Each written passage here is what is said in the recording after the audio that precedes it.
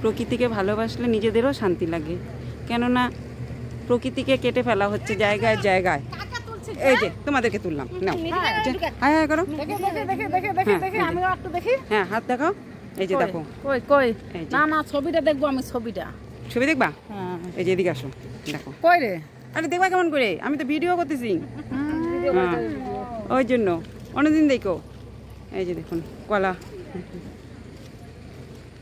একটা মোচা হয়েছে। এই যে যারা কথা বললো তারা অনেক বিগত এইখানেই আমার মানে আরও দূরে গেলে চা বাগান আছে, ওখানেই আমি ছিলাম। তো এই রাস্তা দিয়ে যাওয়া আসা করি, এরা অনেক দিন থেকে আমাকে দেখতেছে, যার জন্য আমার সাথে খুব ইয়ার্কি ফাজলামিও করে, আর ভালোবাসে। তারপরে বহুদিন পরে দেখা হলো। চলুন একটু আগাতে আগাতে যাই, আপনাদেরকে দেখাচ্ছি। ভিডিওটা মাঝে মাঝে কেটে যাচ্ছে। চলুন একটু হাঁটতে হাঁটতে যাই। এই যে দেখুন, এই যে এখানে পাট জাগ দেওয়া হয়েছে, দেখেছেন? এই যে মাছও আছে। পরে যখন পাট জাগ দেওয়া শেষ হয়ে যাবে, এই জল সেকে মাছ বের করবে গ্রামের লোকরা। মানে মাছ আর মাছ, যে বিড়বি বিড়বি করতেছে মাছ। এই যে কিছু পাট শোলা বের করা হয়েছে। এই যে এটা বিশাল একটা নদী আছে আমাদের এখানে, নাম ডায়না।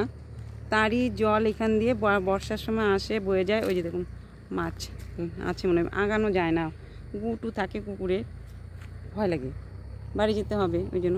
তো যাই হোক, ভিডিওটি যদি ভালো লাগে, এই যে দেখুন, এই যে ঝিঙ্গা গাছ তো দেখাচ্ছি। এই যে ঝিঙ্গা গাছ, ঝিঙ্গার করাও হয়েছে। বৃষ্টি হয়েছে তো, যেন বৃষ্টি হলে গোড়ায় জল জমে, তারপরে রোদ উঠলে গাছগুলো নষ্ট হয়ে যায়। এখানে আবার পটলের গাছও আছে। এটা একটা বাড়ি, গ্রামের বাড়ি। যাই হোক, সকলে ভালো থাকবেন, সুস্থ থাকবেন। ধন্যবাদ। ভিডিওটি এই পর্যন্ত।